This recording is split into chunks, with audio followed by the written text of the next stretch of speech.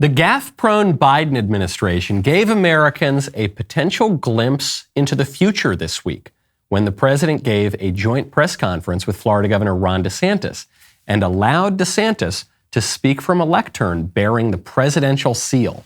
When I first saw the photos of President DeSantis going viral, my first thought was that some poor schlub on the White House advance team was probably having a very, very unpleasant afternoon, probably getting chewed out by Biden's chief of staff for the gaffe that framed DeSantis as a potential future president. But then something even stranger happened. Biden complimented DeSantis. "What the governor's done is pretty remarkable," Biden said. "I think he's done a good job. We worked hand in glove. We have very different political philosophies, but we've worked hand in glove." Now, DeSantis has done a terrific job on hurricane preparation and recovery, so I am sure in part Biden just wants to associate himself with that success. If you can't beat him, join him. But that does not explain why Biden would be so effusive in his praise. Certainly was not because Biden is sincere or gives credit where credit is due. This is the same guy who told black voters that milquetoast Mitt Romney wanted to put them back in chains. Joe Biden is a mean, nasty partisan. So why is he being so nice to DeSantis? The lectern might have been an accident. The public praise suggests to me a strategy. Seems to me Biden and his team, at least his team, I don't know if Biden makes any of these decisions himself, but at least the team has made a conscious decision to build up Ron DeSantis, and it makes perfect sense. DeSantis is currently the biggest threat to Joe Biden's biggest threat, who is Donald Trump. As Democrat policies plunge America into poverty, chaos, and possibly even World War III, the best shot the Democrats have at retaining power is to divide the Republicans. And again, I'm not saying anything about Trump or DeSantis in a general election. I'm just saying, you look at the polls, Trump is at the top of the heap by a long shot. DeSantis is the number 2 guy. So the best way the Democrats can divide Republicans is to egg on a Trump-DeSantis shooting match as early as possible. You're already seeing some sniping around the periphery. As Democrats get more desperate, expect surprisingly kind words for the governor of Florida. I'm Michael Knowles. This is The Michael Knowles Show.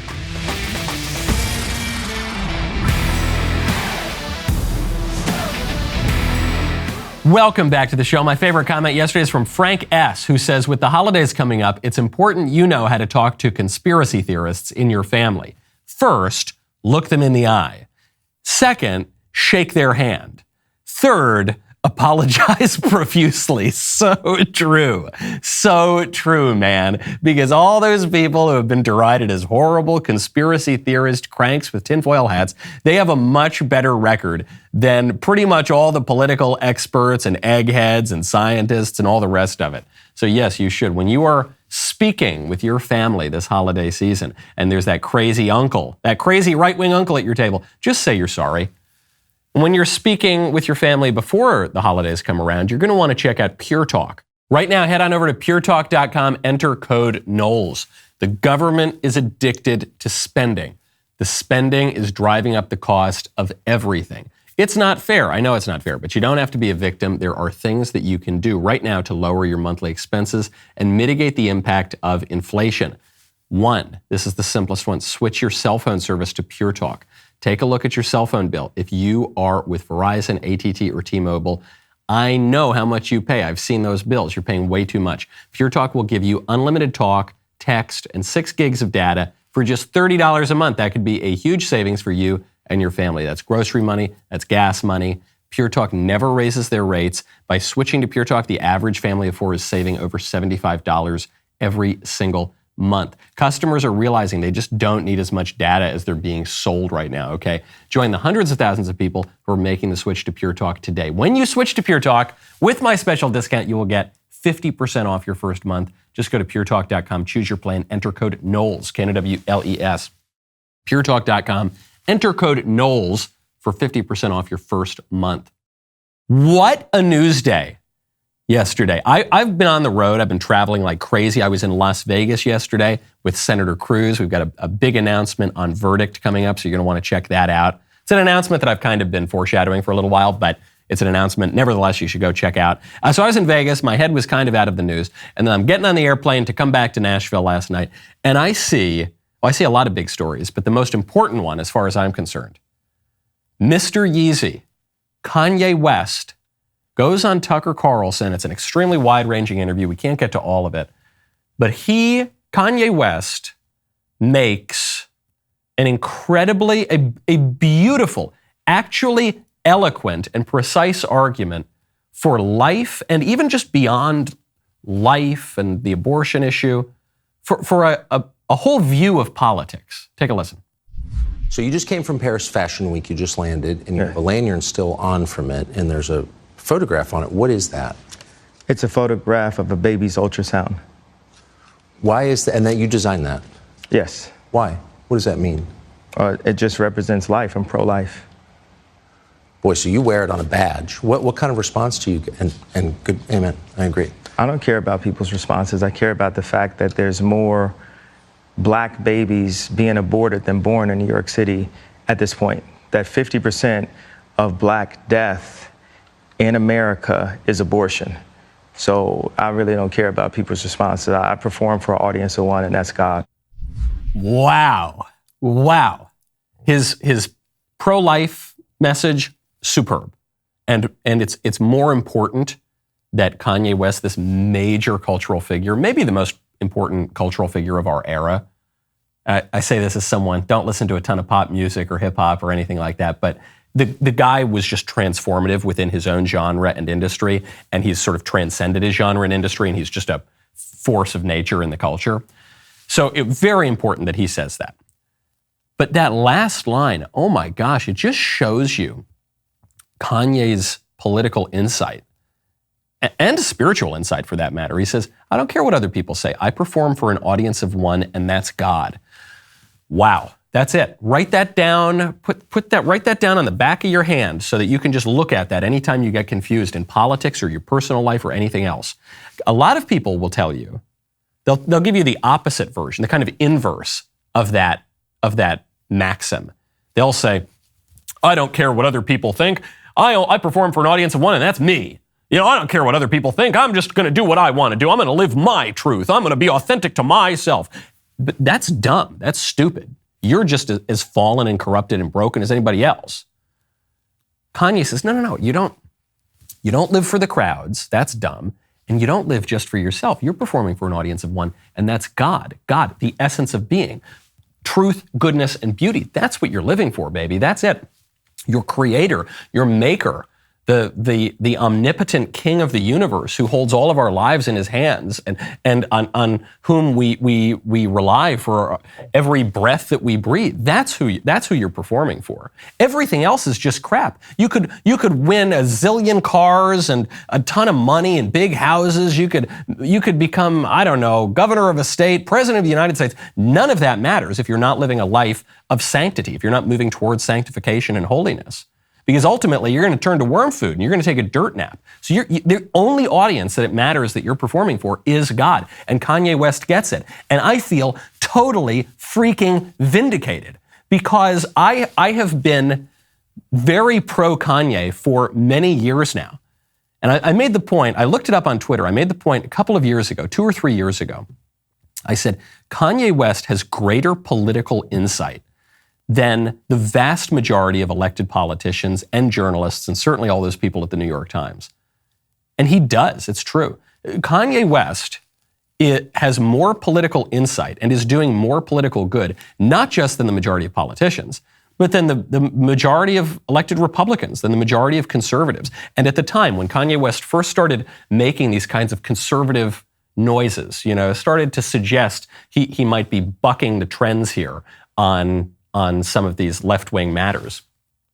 There were a lot of the people liked it, but a lot of the kind of professional conservative types, the Beltway types, they said, we don't like this. He's not one of us. Kanye West, he never even had an internship on Capitol Hill. Kanye West, he doesn't even wear tweed to think tanks. And so he's not, I don't know, I think we ought to keep this guy at arm's length. And I said, no, this guy is getting it. Yeah, maybe he's saying some things that are a little weird here and there. He's kind of coming into it now. He's figuring out what he thinks. But the guy's heart is in the right place. And his vision is in the right place. He's looking at the right thing, and he's trying to figure it out now. Actually, some of this began with Candace Owens. You remember, Kanye tweeted out something to the effect of, "I love the way Candace's mind works," or I like the way Candace Owens thinks, or something like that. And so I think she played a role there. There were other people who played a role. Kanye just the other day tweeted out the trailer to Candace's movie. So we here at DailyWire Plus have this movie coming out, The Greatest Lie Ever Sold. It's the story, the real amazing story of George Floyd and the BLM movement that came out of George Floyd. And I've gotten to see the cuts of it, obviously. It hasn't come out yet. It's going to be available exclusively at DailyWire Plus, so if you're not a member, sign up now. But it gives you a perspective that you just haven't seen anywhere. You haven't seen it in the left-wing media, obviously. You probably haven't seen it in the right-wing media. And it's a perspective I think really only Candace Owens can give, and which is why we love that we have her here at Daily Wire. But that's the kind of message that cuts through all of the noise. And Kanye saw that. And now Kanye is just totally expanding the political imagination, much more so than your average egghead at a think tank, much more so than your average Beltway staffer, professional Republican on Capitol Hill or at the RNC or something like that. Kanye, by the way, he's not only shifting people away from the left toward the right, he's also helping clarify what the right should think. Because for a long time, the right said, enough of that God talk. Enough of those cultural issues. You got to stay away from that. Let's just talk about tax cuts. And it was so dumb, and all we ever did was lose back when the Republicans talked like that. And Kanye West is saying, no, We're going to stand up for life. We're going to stand up for our culture. We're going to say white lives matter because why did Kanye say white lives matter? He said because BLM's a scam and everybody knows it and now it's over and you're welcome. Those are his exact words, okay? We're going to do that. We're going to stand up for the most important thing of all. We're going to say we are going to orient our country back toward God. We're going to orient our individual vision back toward God and our country back toward God. That's what we did. That's how the country started. That's what made the country great. We turned our eyes away from God. That's why the country looks like crap right now. And if we want to fix it, if we want to make America great again, we've got to put our eyes back where they belong and have our actions follow that vision. 100% love it. Great stuff, Kanye. The other huge news story that came out yesterday is that, talk about opposites, talk about contrasts. So you've got Kanye West saying, defend life, be good, pursue virtue. Yeah, sure, I'm a fallen man. I've made all sorts of mistakes, but come on, we got to just go do the right thing, look toward God, perform for an audience of one. And then what do you have Joe Biden doing? Joe Biden lets drug dealers out of prison. That's his big announcement. Take a listen. As I said when I ran for president, no one should be in jail just for using or possessing marijuana. It's already legal in many states, and criminal records for marijuana possession have led to needless barriers to employment, to housing, to educational opportunities. And that's before you address the racial disparities around who suffers the consequences. While white and black and brown people use marijuana at similar rates, black and brown people are arrested, prosecuted, and convicted at disproportionately higher rates. So today, I'm taking 3 steps to end this failed approach. First, I'm announcing a pardon for all prior federal offenses for the simple possession of marijuana. Second, I'm calling on all governors to do the same for state marijuana possession offenses. Third, the federal government currently classifies marijuana as a Schedule I substance, the same as heroin and LSD, and more serious than fentanyl. It makes no sense. So I'm asking the Secretary of Health and Human Services and the Attorney General to initiate a process to review how marijuana is scheduled under federal law. Too many lives have been upended because of our failed approach to marijuana. It's time that we right these wrongs. It's time that we right these wrongs. We're going to let the people out of prison for simple possession. Now you're going to say, Michael, you just said that Biden's letting drug dealers out of prison. But that's not what Biden said. Biden said he's just letting the people out who are in jail for simple possession. Right. That's what he said. The problem is, statistically speaking, pretty much nobody is in jail for simple possession. There are some people who are, a small number of people, who are in jail ostensibly for simple possession. But most of the time, the vast majority of the time, they're not really in jail for simple possession. They've taken plea deals because the people had amounts of marijuana that they could sell. Even if they only had small amounts, they were selling. These are drug dealers. These are traffickers. These are people involved in the drug trade. And then they go in, and especially because we've liberalized all of our drug laws, these weak prosecutors go in and they plead it down and they say, okay, we're not going to get you for trafficking. We're not going to get you for peddling poison to kids. We're just going to say it was simple possession, but you're going to go to jail for that. So in practice, there's a really good survey on this by the Hudson Institute that came out a few years ago. Go check it out on the Hudson Institute website. In practice, what this means is Joe Biden is going to be letting drug dealers out of prison. Okay. And again, the number of people who are in federal prisons for drug offenses, very, very small compared to the state prisons. But why is Biden doing this? Why is Biden letting drug dealers in practice out of prison during the worst drug crisis in American history, where the drug crisis is so bad that the life expectancy of the United States is actually decreasing because of overdoses and suicides and deaths of despair? But a big part of that is overdoses. Why? It's a classic Democrat strategy. Let the criminals out of prison. It's a classic left-wing strategy. They've been doing it since the French Revolution. You let the criminals out of prison, you expand vice, you expand political chaos, and that will allow you to take more power. Biden also knows going into the midterm elections, he's got nothing. The economy is in the gutter. The energy prices, which had spiked to all-time highs in some places, and then they had started to come down a little. So Biden initially said, it's not my fault that energy prices are high up, even though it was his fault, largely. Then they started to go down a little. He said, it's all thanks to me that the energy prices are starting to come down a little tiny bit. But now they're going back up again. Now they've reached record highs again. You look in California, they've never seen prices like this. All of a sudden, Biden says, it's not my fault again. Biden has drained the Strategic Petroleum Reserve. It has not been this low in many decades. And he's done that to try to bring the prices down. And that still hasn't really succeeded. And so now he's increased the amount that he's releasing out of the Strategic Petroleum Reserve, which is really imperiling national security, but that still doesn't get him across the finish line. Then you got the fact that we are in a recession. The Biden administration doesn't want to admit it, but we are in a recession. 2 consecutive quarters of negative GDP growth. We are in a recession, folks. And you've got the first major war in Europe since World War II, now threatening nuclear war. And not only is Russia saber rattling, but the West is openly talking about potential nuclear war. So it's just, things are terrible. You look at the social issues right now. What is Biden running on? He's running on killing more babies, which is not really helping the Democrats, not nearly as much as they thought it would. And they're running on transing the kids, deeply, deeply unpopular. It's just, I mean, we could be here all day if we talked about every issue that they're losing on. And so the nearest thing that Biden can do, the easiest thing that he can do to try to gin up his base is to free some criminals, his base, and to lie about a public policy issue. Say, these poor people, it's just some poor kid who was trying one joint for the first time, and he was probably black, and he was nabbed by racist cops and given a life sentence in prison. None of that ever happened. What the people Biden's talking about are drug dealers, nasty, rotten people who are poisoning your kids and killing Americans. He's going to let them out of prison, and he thinks it's going to help him. And I just don't think it will. I think it's wrong to do, and I just don't think it's going to help him that much.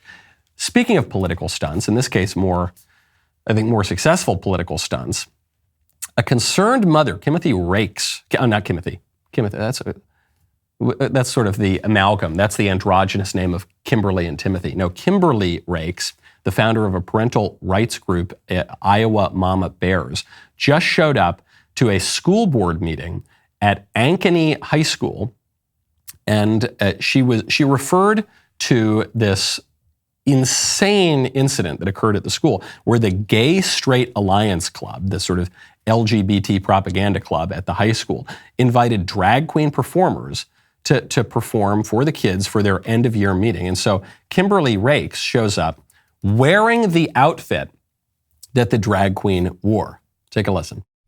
Does this outfit make you turn your head? Does this outfit seem appropriate for anybody here to see? Because if this makes your head turn, if this pisses you off, then it should. Because this guy walked into our school doing the exact same thing. Kimberly, can you address the what, please? This is what the man dressed like in front of our kids. So this makes your head spin. This pisses you off in any way, shape, or form. It should. Because I'm embarrassed to stand here in the outfit that I am today, but I have a point to prove, and that is that this outfit should not be ever accepted in our schools anyway. Ma'am, please put that outfit, that's obscene, that's pornographic, that belongs in a strip club. Right. That's true. So why is it wrong for a mother at the school, so someone who's in the school community, a woman to show up wearing women's clothing that's kind of scandalous and risque? That's unacceptable. Ma'am, sit down, please change, put some clothes on. But when a dude, like a big fat pervert dude who has no connection to people at the school, shows up wearing the exact same women's clothing, that's wonderful. That needs to be celebrated. That's so great. Why is it that transgender people or drag queens or any of these confused men, why is it that they get to do whatever the hell they want and that is wonderful and celebrated? Why is that? That doesn't make any sense at all. And the woman, I thought she made a beautiful point. And even for us, I think even we've become kind of desensitized to it. Oh, there are those weird drag queens again. Well, it's like the joke in Family Guy, where there's the transvestite sitting in a bar, and the bartender comes up and says, "Ma'am, you can't look at pornography, download pornography at this bar." And he, dressed up as a woman, says, "Oh, no, I'm transgender." And the bartender says, "Oh, okay, then you can do whatever you want." Right? Why is that? Why do it? But you see the woman and you're like, whoa, man, that's way too sexual to be around kids. That's totally inappropriate. Right, it is. How much more inappropriate is it for some weirdo dude to show up and prey on little kids like this? Of course. Any adult who had any foreknowledge of the drag queen event needs to be fired from the school for sure. And then this club, the Gay Straight Alliance, certainly needs to be disbanded at this high school, if not at other high schools as well. And we just can't, we need to take a much harder stand on this because the radical LGBT activists are never going to stop until we are all wearing the rainbow flag. The corporate media agenda means that the news is presented in a very biased way. You know it, I know it, we all know it. Well, fortunately, there is a way to get the most important news of the day without their narrative, and that is by listening to one of the top news podcasts, Morning Wire. New episodes are available every morning, 7 days a week. They cover stories that other media outlets will not touch. Starting this Sunday, October 9th, and every Sunday until the midterm elections, you can also tune into Election Wire for in-depth coverage, candidate interviews, and more. It's the most important midterm election in recent history. Stay informed. You will find Morning Wire and Election Wire on Apple Podcasts, Spotify, DailyWire Plus, or wherever you listen to podcasts. The radical LGBT activists are not going to stop until you and everybody else are waving the rainbow flag. Mark my words. How do I know this? Because of poor Jack Phillips. You know Jack Phillips? His cases have made it to courts around the country, all the way up to the highest court in the land. Jack Phillips has appeared on this show. He's the owner of Masterpiece Cake Shop. He is a really nice, soft-spoken, earnest Christian guy who was asked to create cakes specifically for a gay wedding, quote unquote. And he said, "Oh, I'm sorry, I can't participate in a gay wedding because I'm Christian." And so, you can go there's a gay cake shop down the street. And the owners are super pro gay stuff. And so it's no big deal. You just go down there, it'll be fine. And what happened? The radical LGBT activists sued this guy and tried to destroy his business. And fortunately, he was able to win that case. But he wasn't saying, "I won't serve customers who have eccentric sexual views. I won't serve gay guys who come in to buy a cake." But he said, I can't make a cake specifically for your gay wedding. You can't force me to use my art, my craft, to participate in a ceremony that I consider to be sinful and contrary to my religious views. There are plenty of other cake shops that will do that. Why are you guys so focused on making me kneel down and worship at your altar? And why are you so interested in making me violate my Christian views when there are so many other options for you? Because it's not about the cake and it's not about the wedding. It's about making the Christians get down and do what they're told, right? That's what this is really about. And the way you know this for certain is that after Jack Phillips took huge financial loss, really hurt his business, but he prevails in court. Well, he's in court again because the activists are going after him again, because after his Supreme Court victory, He gets a call from a woman, quote unquote, it's really a man, named Autumn Scardina, who calls Phillips and requests a birthday cake that had blue frosting on the outside and pink frosting on the inside to celebrate his gender transition. And he says, obvious, here we go again. You know that this wasn't about the cake. There are plenty of other cake shops, but this radical trans activist calls this guy to say, oh, we didn't beat you last time, we're going to beat you this time. Celebrate my sexual delusion. Celebrate it. Do it. Do it now, bigot. You're going to do it, you stupid Christian. We're going to make you do it. We're going to use the force of the law. And so he's in court again. I hope he wins. I don't know. It's totally up in the air, this poor man. At first, before I met Jack Phillips, I thought, is he a political activist who's really just trying to put himself in these situations? And he's not. He's just a soft-spoken, nice baker who keeps getting targeted by these vicious people, these vicious LGBT activists who obviously hate Christians and don't want to allow Christians to practice their religion and they're so confident in their sexual identity that they demand that every last person in this country affirm their way of life and their delusions. That's how confident they are. That if even one person even thinks like, I actually don't think you're really maybe totally a woman. If even one person thinks that, that's an existential threat. We've got to bring Jack Phillips to his knees.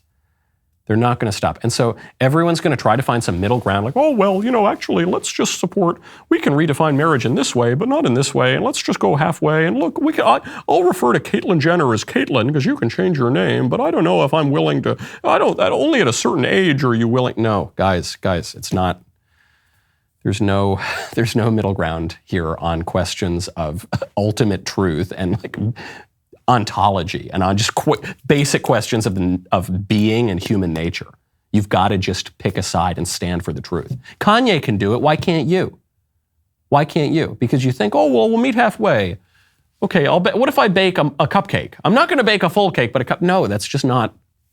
Either Christians get to practice their religion or they don't. Either men are not women or men can be women. There's no middle ground here, okay? You've got to just pick a side and have courage. And just take a lesson from Yeezy, okay? Speaking of attacks on conservative businesses, this is not just a handful of activists who are attacking businesses. We're talking about some of the largest asset managers, the largest investing companies in the entire world are now using a specific platform called ESG, but other tactics as well, to force conservative businesses to go woke. And one of the biggest offenders of this is BlackRock. BlackRock, huge fund manager, right? This is, you figure there's BlackRock, there's Vanguard, there's State Street. Those are kind of the three really big ones. And so how are they able to do this? They're able to do this because pretty much everyone invests their money with them. Retail investors, university pensions, state pension funds. And so there's great news now. Louisiana has said, the Louisiana State Treasurer, John Schroeder, has said that Louisiana will divest nearly $800 million in funds from the asset management company BlackRock, specifically because of ESG. They say, Louisiana says, not only is this not in keeping with our values, but this is just not right for the people of Louisiana because BlackRock is putting their own radical left political agenda above making money in some cases. And so whatever it takes, whatever argument it takes, good. We need the states, we need the good conservative state treasurers to pull their money out of these funds because these attacks are not going to stop just because we're complaining about them. They're going to stop when we get leverage and political power and wield that political power. Now, finally, we have arrived at my favorite time of the week when I get to hear from all of you in the Mailbag. Our Mailbag is sponsored by Pure Talk. Go to puretalk.com, select a plan, enter promo code Knowles to get 50% off your first month. Let's take it away with the voice Mailbag. Hey, Michael. My name is Kate. I am happily married with 2 young girls, and we are devout Christians who also love celebrating Halloween. So that brings me to my question.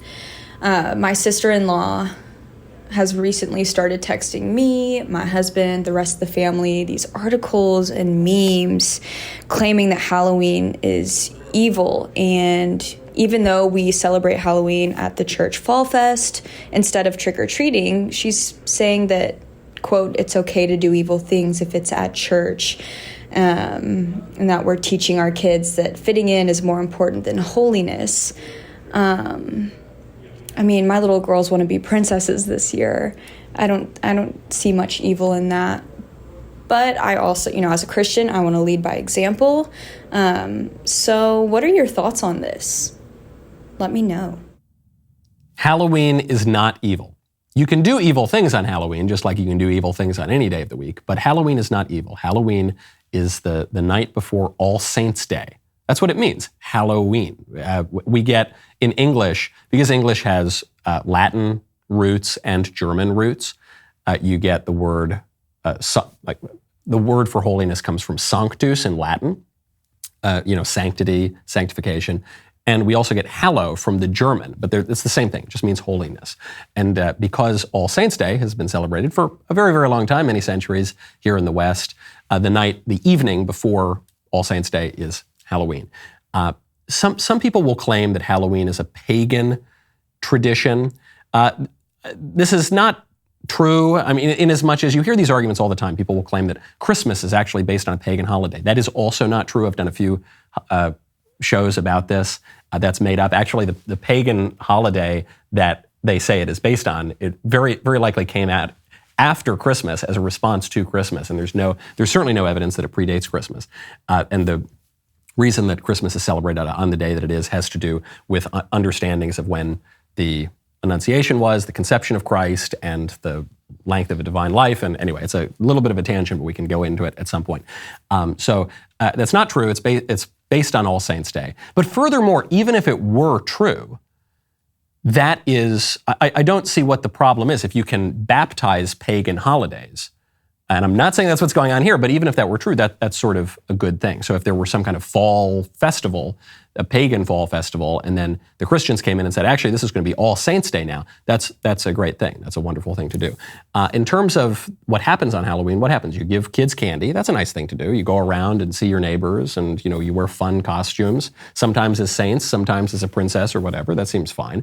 And you carve jack-o'-lanterns. That seems fine. And so, yeah, I don't recommend that you all dress up as the devil and start sinning left and right and having kind of satanic rituals. But if you're just celebrating Halloween as the way that you're describing, that sounds wonderful. Next question. Hey, Michael. Shout out to Pure Talk and love the show. My question is regarding kids and smartphones. What do I do when my kids reach that age where all of their friends have smartphones and access to the internet, unfiltered TikTok, softcore Instagram porn, and goodness knows what is going to be available to them in, let's say, 8 to 10 years? Do I just shelter them completely, not give them one, although I'm sure they'll be able to access it via their friends? Or do I give in and let them have that access but monitor it heavily? Or do I stick with old school phones for contact for those extracurricular activities? I mean, what are parents supposed to do in this day and age? Thanks, Michael. Old school phone. Do not give your kid a smartphone. Hear me now. All who have ears to hear, let them hear. Do not give your kid this portal to hell. That would be insane. That would be completely insane. Now, my kids are not old enough yet that I've had to deal with this issue. I know it's hard. You want the kid to fit in. You don't want the kid to seem like a weirdo. You want your kid to be cool or whatever. I'm just telling you, all the kids that I know, of my friends' kids, family members' kids, as a rule, the ones who have smartphones have way more problems. And the kids, the little perfect, wonderful kids that I know, they don't. Of course not. So yeah, don't do that. This is a simple, do not, whatever you do, I'm trying to shake you through the screen. Do not give your kids a smartphone. All right, next question. Hi, Michael. The other day, I was talking to this older man who said that he had worked in the oil industry for all his life. He just recently retired from it. And he had said that he's now an independent voter because Republicans control the gas prices. And so when Republicans get into office, they lower it. And when Democrats get into office, they raise it. And so he just doesn't trust either side, is what he said. And I was just curious if you had any opinions or knowledge about this. Do you think maybe the Republicans are not the good guys, that they're actually just kind of tricking all of us into thinking they're the good guys, and we're all just kind of ignorant to it? Thank you. There are plenty of reasons to be skeptical of and angry at Republicans, but raising the gas prices is not one of them. That is not how gas prices work. So the little kernel of truth in what your friend said is that I do strongly suspect that Republicans are disproportionately represented in the oil and gas industry, especially compared to every other industry, which is basically dominated by Democrats. So yeah, that's true. There are a lot of good old Texas Republicans who are involved in the oil and gas industry. But no, the way that it works is not that the oil companies just kind of get together and decide in a smoke-filled room what the price of gas is going to be, and then that's reflected at all of the pumps. That's not the way it works. Also because the oil and gas industry is a global market. And so what determines the price of oil and gas is much less the whims and caprices of a few guys down in Texas. It's much more what's going on in Saudi Arabia. It's much more what's going on throughout the oil-rich Middle East. It's much more what's going on in the war in Ukraine. And if you want to blame one event for the rise in energy prices, that would be the war in Ukraine. And who bears responsibility for the war in Ukraine? I think, obviously, Vladimir Putin's the one who invaded Ukraine. But I think if you're going to blame someone stateside, it would have to be Joe Biden. And that's not just my opinion because I'm a Republican partisan or a conservative or something like that. That's what Vladimir Zelensky said. That's what the president of Ukraine said. He said that if Joe Biden lifts these sanctions off of certain Russian assets, that is going to allow Russia to invade. And then Joe Biden actually invited Russia to invade Ukraine when he said if there's just a minor incursion into the east of Ukraine, that won't be a really big deal. So he is the one who did that, and I think he is directly responsible for these oil prices going up. Of course, it's not the Republicans. I think your friend. Your friend is somewhat deluded in that regard. Plenty of other good reasons to criticize Republicans, but that isn't one of them. Next question.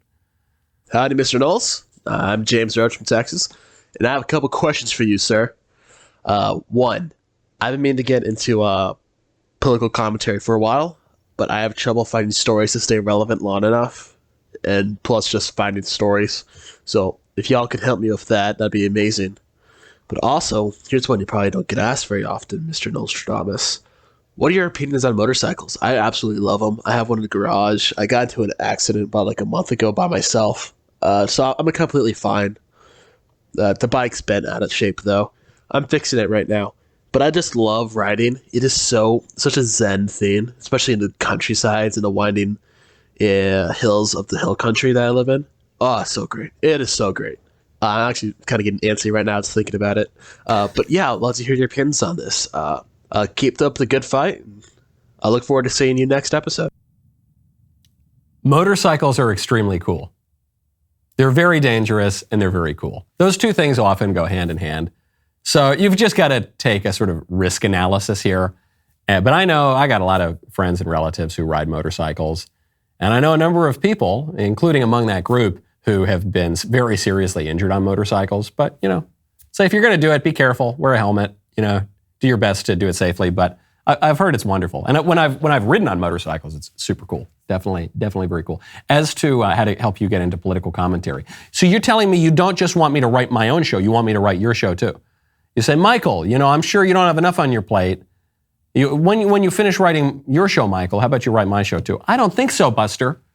Unless you're paying very well, in which case reach out to my agent, we can talk about it. Okay, let's get to some mailbag questions. The old-fashioned way. We've got a question up. Hey, Michael, my fiance is in the Union and is an Army veteran and has worked very hard for what he has and works hard to protect it. He's really insisting we get a prenup before getting married because of horror stories from fellow union workers / military friends. No matter how many times I tell him That would never happen, as I don't believe in divorce. He is still really insisting on it. I don't like the whole idea of a prenup in general. I think it completely defeats the institution of marriage and undermines it. Looking for any ideas on how to change his mind. I've known from the moment we met I was supposed to marry him, even though he didn't. Thanks, girl born in the wrong generation. So is that an anonymous? But yeah, that's from girl born in the wrong generation. Okay, great question. Great question. I share your hatred of prenuptial agreements. I think they're awful, and I do think they undermine the institution of marriage. But I sympathize with your husband or your fiancé because he's coming at it from the perspective of men get totally burned in cases of divorce and they basically have no power, and the woman can just choose to walk off willy-nilly and then take half the man's stuff and take the man's kids, and that's terrible. And so puts men at a terrible disadvantage. So my solution to this is, yes, you should consider a prenuptial agreement, but not the usual kind of prenuptial agreement. The usual prenuptial agreement makes it easier and simpler to get divorced. My version of a prenuptial agreement would make it basically impossible to get divorced. So I think a good prenuptial agreement to sign in our decadent, licentious day and age would be, we agree not to get divorced. And here are all the reasons we're not going to get divorced, and here are all the things that are going to make it much harder to get divorced. And finally, we will not have a no-fault divorce, quote-unquote no-fault divorce. No such a thing exists, of course, but we won't use that legal mechanism. And if we do get divorced, it will be because one party forces the divorce. And here's the clincher of it: whichever party initiates the divorce forfeits everything. Forfeits claims to money, forfeits claims to the kids, forfeits claims to the house, forfeits claims to everything. And so the effect of this prenuptial agreement would be to strengthen the institution of marriage. Now, you could have some sort of carve-outs there. If my husband becomes, a belligerent, serial-killing, wife-beating maniac, maybe there's a little carve-out here for some kind of a separation. But assuming that that's not going to happen and putting that sort of thing, you don't seem particularly concerned about that. I would use the prenuptial agreement against its intended purpose, which is to destroy marriage. I would use it to strengthen marriage. And I think this is a political lesson for all of us. We live in an age with all sorts of challenges forced on us by our disgusting liberal culture. So what we ought to do is we have to play the hand that we're dealt, right? You live in the society that you live in. You have the tools available to you that are available to you. We should use those to undermine our decadent, disgusting liberal society. And the prenuptial agreement is a great way to do it. Use the prenup, which is a tool of divorce, to basically make divorce impossible. I think that would be a brilliant way to use it. And I think it's very brilliant because I came up with it. From Andrew. Hey, Michael. I was having a conversation with a friend about men's clothing the other day and wanted your take. I personally believe no man who cares about his dignity should wear shorts, skinny jeans, or ankle socks outside of the house. Do you agree with this? What do you think men should wear from day to day? I agree with that. Totally agree with that as a rule. Now, there are some exceptions. Exceptions prove rules. But if you're going to Bermuda, you have to wear silly colored pastel shorts. You have to. Paese che vai, usanze che trovi. When in Rome, do what the Romans do. If you are at some silly sort of waspy event on a boat in the middle of summer, then maybe there is some occasion to wear shorts with some kind of silly pattern of lobsters or sailboats. Okay, maybe. But as a rule, yes, grown men should not wear shorts.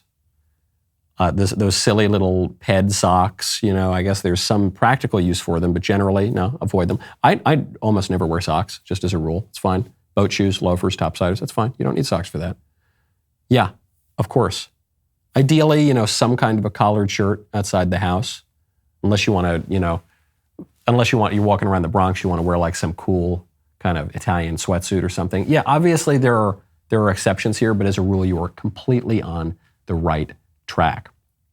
I've been told, this is shocking to me, some people disagree with things that I have said, and there is a TikToker who has disagreed with something that I have said, so informed my producers this morning They informed me of this fact. So we will be going over it on the member block. And of course, we'll be going over, because it is Friday, the rest of the mailbag questions.